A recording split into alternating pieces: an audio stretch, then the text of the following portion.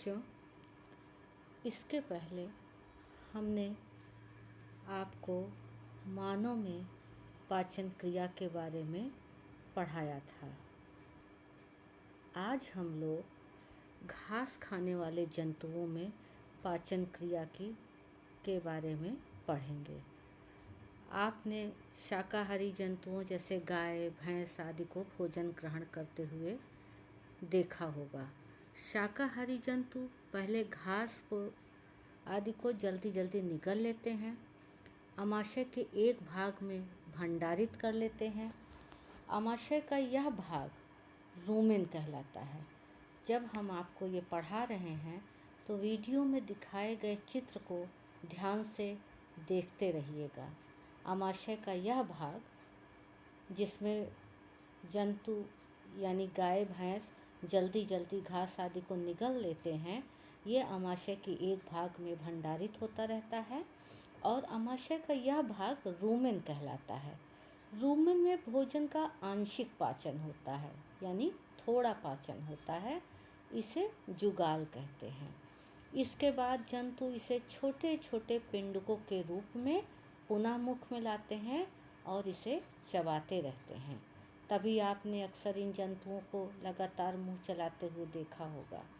चबाने का यह प्रक्रम रोमंथन कहलाता है और ऐसे जंतु रोमंथी या रोमिनेंट कहलाते हैं।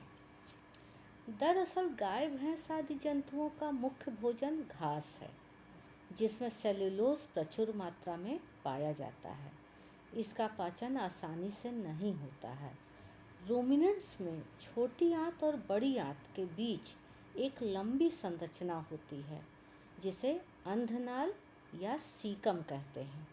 भोजन के सेल्यूलोज का पाचन इसी स्थान पर होता है। ये अंधनाल मनुष्य में नहीं पाई जाती है।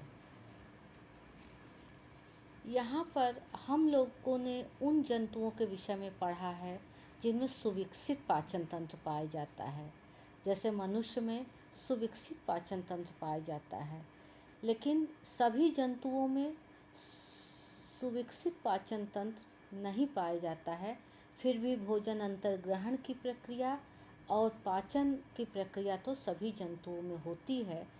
तो अब हम गाय, भैंस के जैसे जंतुओं में पाचन क्रिया के बाद जो अत्यंत सूक्ष्म प्राणी अमीबा है, जिसको हम एक कोशिका से बना प्राणी है अमीबा, उसके अंदर भोजन का अंतर्ग्रहण कैसे होता है, इसके बारे में हम आपको बताएंगे। हम इसके बारे में जब आपको बता रहे हैं तो आप वीडियो में दिखाए गए चित्र को ध्यान से देखिए। बच्चों, अमीबा जलाशयों में पाए जाने वाला एक कोशिक जंतु है। अमीबा निरंतर अपनी आकृति और स्थिति बदलता रहता है। इसकी कोशिका से एक अथवा अनेक अंगुली के समान प्रवर्ध निकलते रहते हैं, जिन्हें पादाभ या कूटपाद भी कहते हैं। यह अमीबा को गति देने और भोजन को पकड़ने में सहायता करते हैं। अमीबा सूक्ष्म जीवों को ग्रहण करता है। जैसे ही इसे अपनी कोशिका झिल्ली के समीप भोजन का एहसास होता है, यह खाद्य कण के चारों ओर पादाभ विकसित करके कपनुमा संरचना के अंदर उसे निगल लेता है। खाद्य पदार्थ उसकी खाद्य धानी में फंस जाता है और पादाभ विलुप्त हो जाते हैं।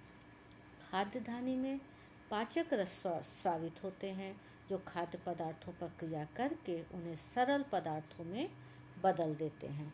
पचा हुआ खाद्य पदार्थ धीरे धीरे अवशोषित हो जाता है, जिससे अमीबा की वृद्धि तथा गुणन आदि विभिन्न जैविक क्रियाएं होती हैं। बचा हुआ अपशिष्ट पदार्थ खाद्य धानी द्वारा बाहर निकाल दिया जाता है।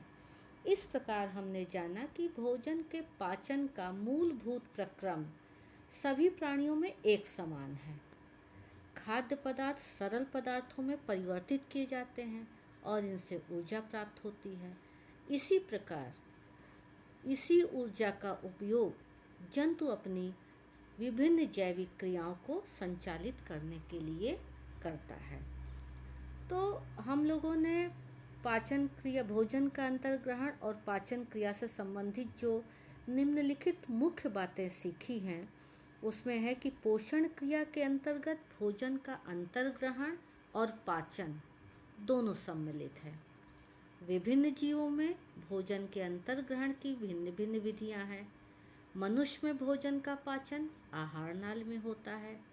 आहार नाल के विभिन्न भागों में अलग अलग पाचक रसों का श्रावण होता है जो भोजन को पचाने में सहायक है। पाचन प्रक्रिया छोटी आंत के प्रथम भाग में पूर्ण हो जाती है, जबकि इसके अंतिम भाग में भोजन का अवशोषण होता है।